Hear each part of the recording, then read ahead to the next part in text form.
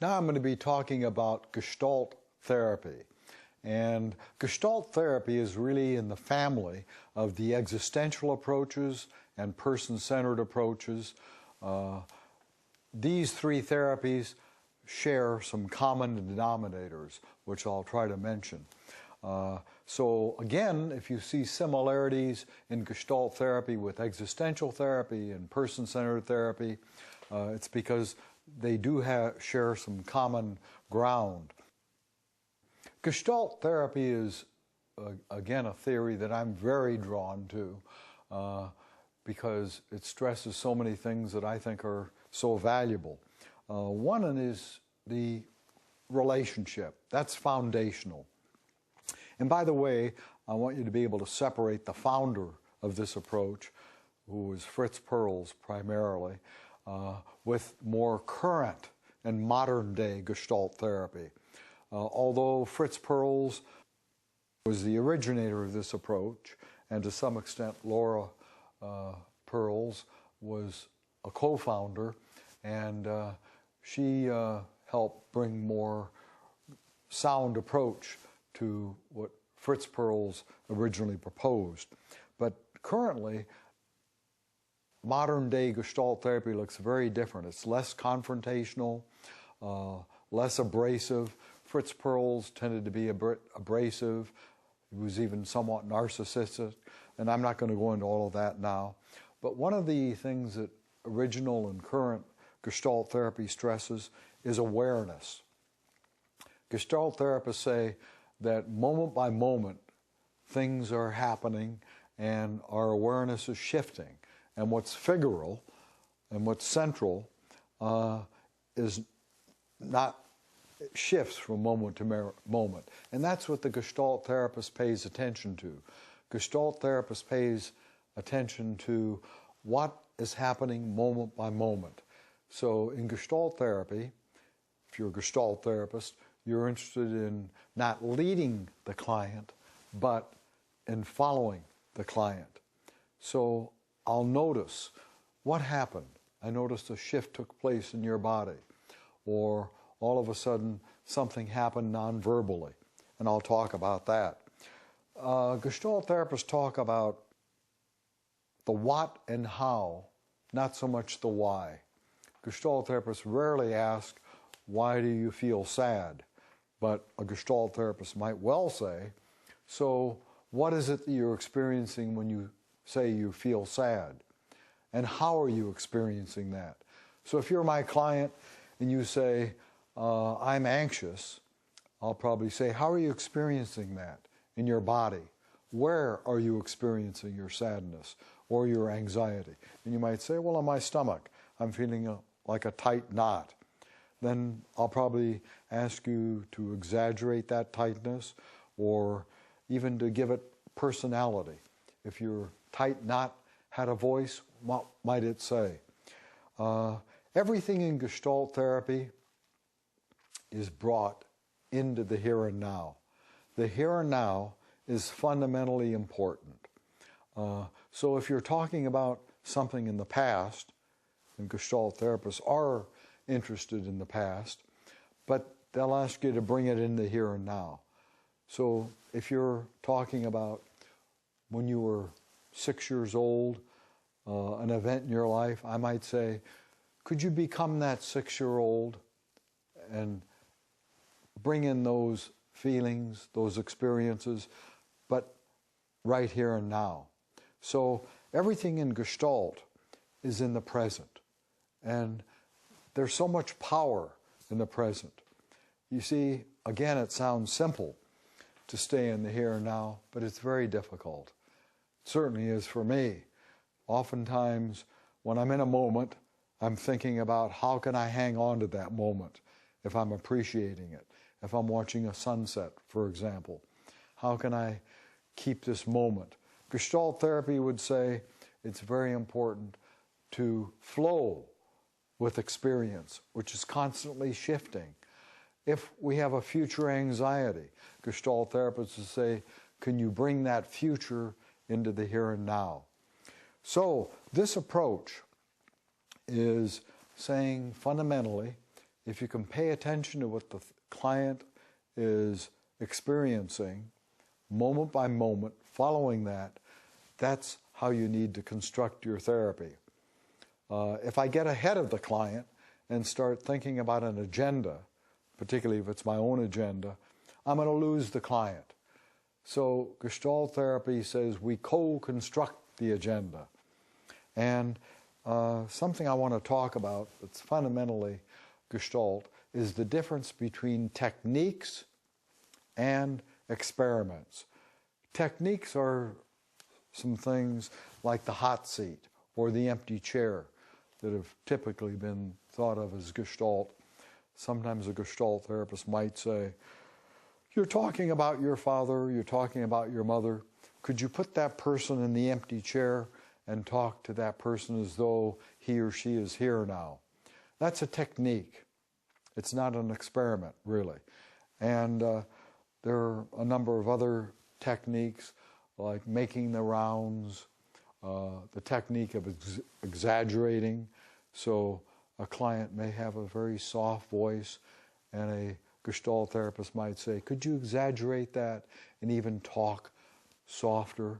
Or the client may look away, look at the ground. The therapist might use the technique of exaggeration and say, could you really exaggerate that and really kind of stay focused on the ground? Sometimes I have a client and they'll look at the ceiling and they'll be talking. And I might say, I wonder if you could direct your attention to the ceiling and talk to what you're noticing up there. That's a technique.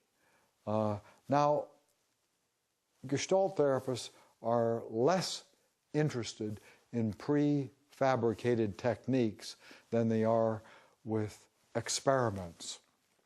And the experiment is something that is unique to each client and each client's here and now awareness.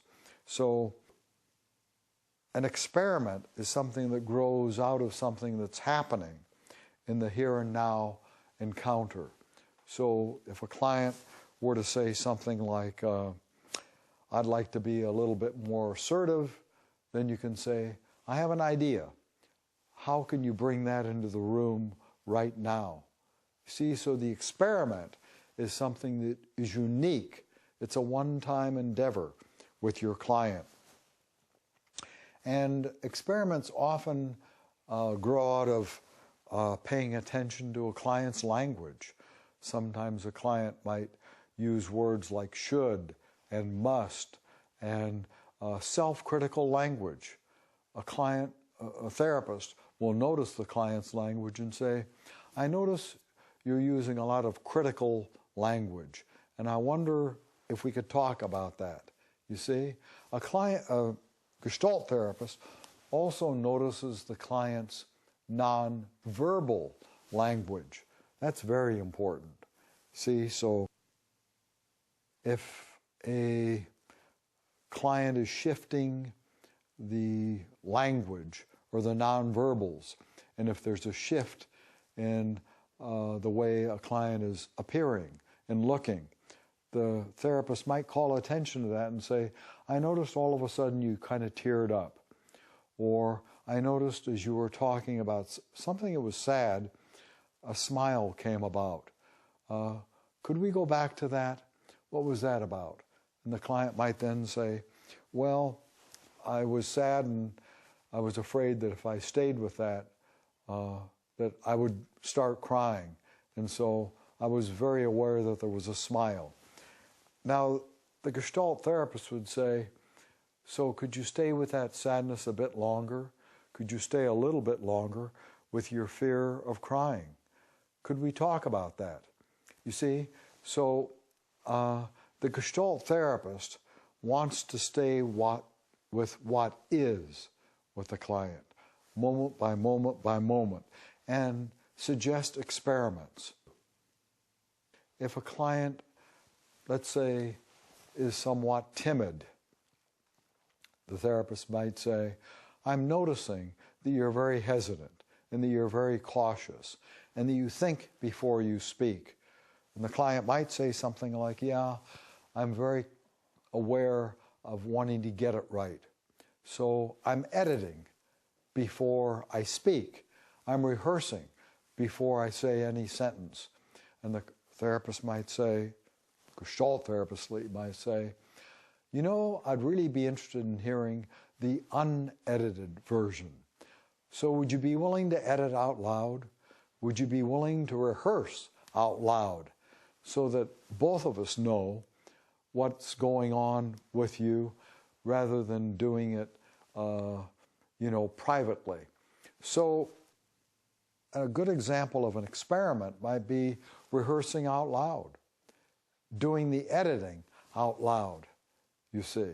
Oftentimes, in working with clients from other cultures, they may have a primary language. Maybe it's Vietnamese, Spanish. We've done this in different programs we've had.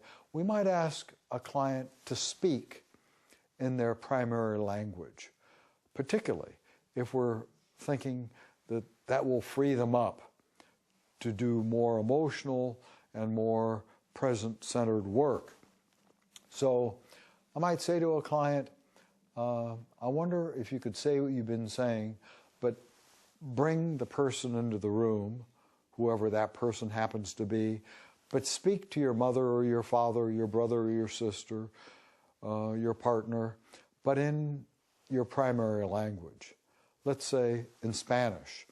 And when the person can do that, all of a sudden it seems like their work takes on a lot more of a reality base, and there's a lot more power to it. So that's an example of an experiment, not a preconceived technique. And the basic idea here is, let's try it on for size, see how it seems to you. Not that you have to commit yourself to it, but at least that you can see what it's like to try something on in the therapy session, to see what ways you might want to try things on out of your life too. There are a lot of aspects of Gestalt therapy that I value, one of which is working with dreams. That's a valuable approach to working with clients' issues. And typically a Gestalt therapist would say, if a client brings in a dream, could you report the dream as though it's happening in the here and now? Don't tell me about the dream, but live the dream again, moment by moment, okay? And then, as a therapist, I would listen without interpreting. That's very important. I don't interpret the dream, but I ask you to ascribe your own meaning to the dream, you see. And I might say, what stands out for you in that dream? And then you might tell certain parts of your dream that are particularly standing out, and I might ask you to be each part of your dream and to enact it, to give it personality, to give it voice. Now, Gestalt therapists think that working with dreams in that sort of non-interpretive sort of way are very rich clues to what's going on with us that we need to understand.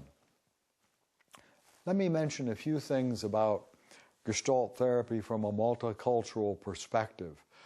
Sometimes people will say, well, will Gestalt therapy work with some clients from certain cultures? Because it seems that, you're asking clients to bring their parents into the room psychologically. Isn't that threatening for some clients? And it might be. So I'd never want to impose an experiment on a client, but what I would want to do is work with you and work with you as a partner. And if you say, oh, that's too threatening, then I wouldn't expect you to do that. But I think the Gestalt way of working is ideally, again, suited towards working with many clients from many different cultural backgrounds, because I'm, again, interested in our relationship. The I-thou relationship is critical in this approach, Gestalt, as it is with person-centered and with existential therapy. They all have something in common, that our relationship is fundamental. And Gestalt therapy says that if we can put the relationship central, then we can co-create some very rich therapeutic experiments. But experiments is always done with the idea of going back to something that's important for the client. And if it's unfinished business with a client, then Gestalt would say it'll happen in the present moment if we can focus on that. So in working with clients from various cultures and various backgrounds, we're really focused on what's central to the client. And in the client's world, there may be central things from his or her culture that become salient. The Gestalt therapist would work with those salient pieces, you see. So Gestalt therapy, person-centered therapy, existential therapy, Adlerian, all share some common denominators of working in close collaboration with a client and trying to get inside the world, the subjective world of the client, and shaping therapy from that vantage point. So hopefully you'll see how these approaches have a lot to offer clients from many different walks of life and in many different therapeutic settings also. And hopefully you'll find ways to include this in your counseling style.